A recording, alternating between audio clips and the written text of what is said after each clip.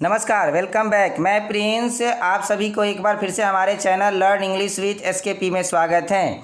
My dear, आज की इस क्लास में हम क्लास 12 के 100 मार्क्स हिंदी का जो छपाया चैप्टर पढ़ रहे थे उसके भाग 2 को पढ़ेंगे, क्योंकि इससे पहले मैंने इसका भाग 1 यानी कि नाभा दास ने जो कबीर के बारे में छपाया लिखा था उसको ऑलरेडी हम डील कर चुके हैं। अगर आप हमारे उस वीडियो को नहीं देखे हैं तो आप हमारे प्लेलिस्ट को चेक कर सकते हैं या लिंक डिस्क्रिप्शन में मिल जाएगा, आप उसको देख सकते हैं। आज हम नाभा दास द्वारा रचित दूसरा छपाया यानी कि जो सूरदास के ऊपर लिखा हुआ है उसको पढ़ेंगे। आइए शुरू करते हैं। शुरू करने से पहले अगर आप हमारे चैनल पे नए हैं तो आप हमारे चैनल को सब्सक्राइब करें, प्लस में बेल आइकन को भी प्रेस कर दें, क्योंकि हमारा नोटिफिकेशन आपको सबसे पहले प्राप्त हो। वीडियो अच्छी लगे तो लाइक करना ना भूलें। आइए देखते हैं। देखिए, क्या एक आप पिक्चर के माध्यम से समझिए कि किस तरह से सूरदास भगवान श्री कृष्ण की भक्ति करते थे, वो भी किस रूप का, तो बाल रूप का, है ना। सूरदास ने वात्सल्य प्रेम, है ना।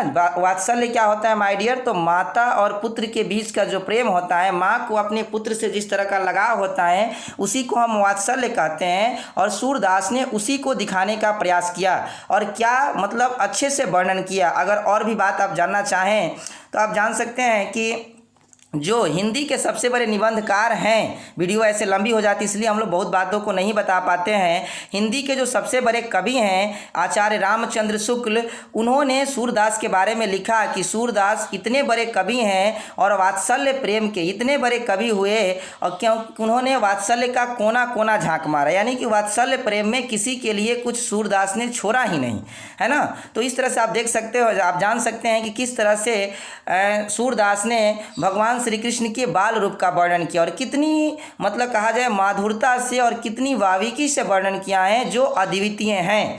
आइए शुरू करते हैं। नाभा दास कहते हैं, यानी कि सूरदास की बातों को बता रहे हैं जिस तरह से सूरदास ने बताया है। मैं बार बार कहता हूँ इसमें दो कवि आ जाते हैं, तो नाभा दास कह रहे हैं भक्तमाल में जो उन्होंने कवियों का चित्रण किया उसके माध्यम से, लेकिन ओरिजिनल में ये लाइन किसकी है, तो सूरदास की हैं। सूरदास क्या कहते हैं, उक्ति चौज अनुप्रास वरण अस्थिति अति भारी वचन प्रीति निर्वही अर्थ अद्भुत तुकधारी सॉरी, यानी कि वो बताते हैं, नाभा दास कहते हैं कि सूरदास की कविताओं में क्या होता है, अलंकार होता है। माय डियर, ये अलंकार क्या होता है, जैसे आप अनुप्रास देख रहे हैं, अनु मतलब होता है किसी चीज़ का रिपीटेशन होना, और प्रास मतलब होता है वर्ण, यानी कि वर्णों का जब रिपीटेशन होता है उसी को अनुप्रास कहते हैं। ये अलंकार क्या होते हैं माय डियर, तो हिंदी में अलंकार टोटल 24 होते हैं, जैसे अनुप्रास, श्लेष, यमक, वक्रोक्ति।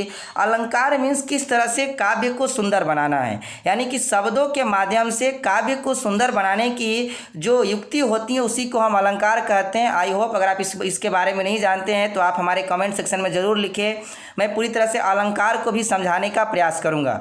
तो उक्ति चौज अनुप्रास वरण अस्थिति अति भारी, यानी कि नाभा दास बताते हैं कि सूरदास की कविताएं क्या होती हैं, युक्ति, चमत्कार, अनुप्रास, अलंकार से क्या होती हैं, भरी हुई होती हैं, इतनी अच्छी लगती हैं। उनकी काव्य में इतनी सुंदरता है, इतना लयबद्ध है और इतना संगीतमय है कि वो बहुत ही सुंदर लगती हैं।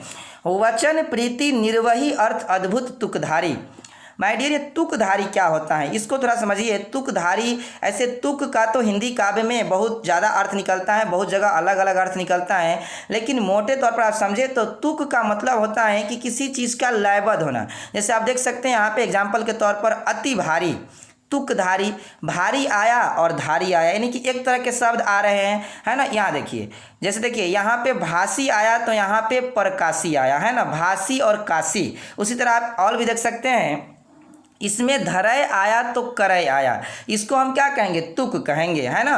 तो आप मोटे तौर पे आई होप कि समझ गए होंगे, यानी कि जो एक लय का जो शब्द आते हैं, एक तरह के लयबद्ध वाले शब्द होते हैं, उन्हीं को तुक कहते हैं। तो वचन प्रीति निर्वही अर्थ अद्भुत तुकधारी, यानी कि सूरदास बताते हैं, नाभा दास बताते हैं कि सूरदास अपनी कविताओं की शुरुआत जो है जिन प्रेम भरी नज़रों से, प्रीति मतलब प्रेम, जिन प्रेम भरी वचनों से, नज़रों से करते हैं, उसमें जितना प्रेम दिखता लिखता है उनकी कविताओं के शुरुआत में उतनी ही कविताओं के अंत में भी प्रेम दिखता है। यानी कि जो कविताओं का अंत करते हैं तो उसी प्रेम भरी वचनों से करते हैं। ऐसा नहीं कि शुरू में को बहुत अच्छा बात कर रहे, लास्ट में जाते जाते वो क्या कर दिए, उनका प्रेम खत्म हो जाता है। ऐसा नहीं है। कविताओं की शुरुआत वो जिन प्रेम भरी वचनों से करते हैं, अंत भी उन्हीं प्रेम भरी वचनों से करते हैं। माय डियर, आई होप कि आप समझ रहे हैं इस बात को। आइए अगला देखते हैं।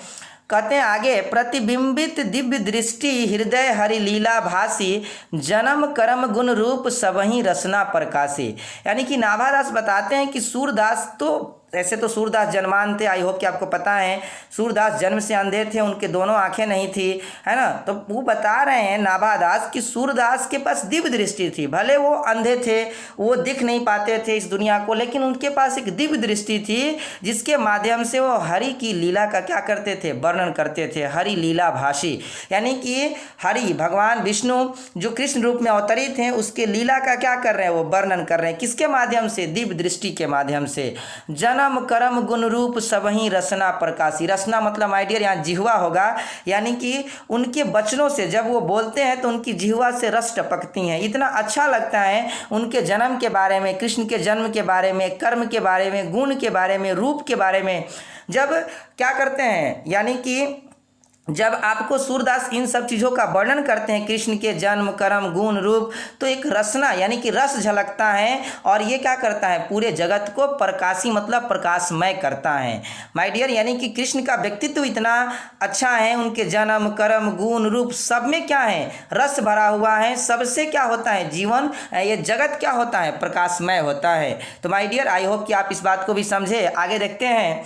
कहते हैं नाभादास, जो कि सूरदास की लाइन है, विमल बुद्धि होत सुखी जो वह गुण श्रवणनी धरे, सूर कवित सुनी कौन कवि जो नहीं सिर चालन करे। माय डियर, बहुत ही अच्छी लाइन है। नाभादास कहते हैं कि जो भी व्यक्ति, यानी कि कोई भी व्यक्ति है, सूरदास द्वारा कही गई भगवान श्री कृष्ण की गुणों को सुनता है। यानी कि कोई भी व्यक्ति है, अगर वो क्या करता है, सूरदास द्वारा भगवान श्री कृष्ण के बारे में जो बातें कही गई हैं उसको सुनता है, तो उस व्यक्ति की बुद्धि क्या होती है, विमल हो जाती है, उसे सद्बुद्धि प्राप्त होती है, वो सही रास्ते पर चल पड़ता है ना। यानी कि जो लोग सूरदास द्वारा कही गई भगवान श्री कृष्ण की गुणों को सुनते हैं, बातों को सुनते हैं, उन्हें क्या होती है, अच्छी बुद्धि प्राप्त होती हैं और अच्छे रास्ते पर चल पड़ते हैं। दुनिया उसकी इज्जत करेगी, उसकी कद्र करेगी, है ना।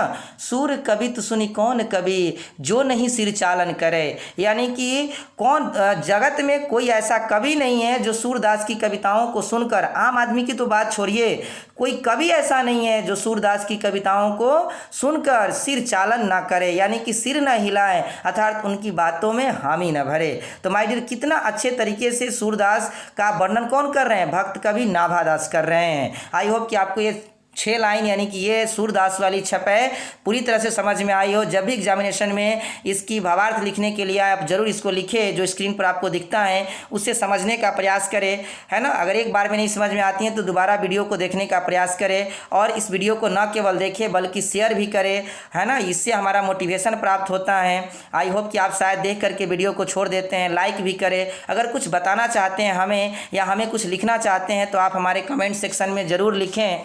आगे देखते हैं, यह हमारा अंतिम स्लाइड है। आँखों में उसके अंधियारा था, वो सूरदास लाखों में न्यारा था, ओझल नैनों से उसने हरि को निहारा था। माय डियर, क्या अच्छी लाइन है। मतलब कि आँख से तो वो अंधियारे थे, कौन, सूरदास, लेकिन वो लाखों में न्यारे थे, ओझल नैनों से, यानी कि नैन तो उनके ओझल थे, वो किसी चीज़ को देख नहीं सकते थे, लेकिन ओझल नैनों से उसने हरि को निहारा था, भगवान प्रभु को उसने देख लिया था, उसको निहार लिया था। तो माय डियर, आई होप कि आपको ये कविताएँ अच्छी तरह से समझ में आई हैं। समझ में आई होगी तो लाइक करना ना भूलें और दोस्तों में शेयर भी करें, क्योंकि आप दोस्तों को शेयर करते हैं तो उनको भी ये चीज़ पढ़ने को मिल जाता है जो इससे अनजान हैं। तो आई होप कि आप हमारी बातों पे गौर करेंगे। Thanks for watching.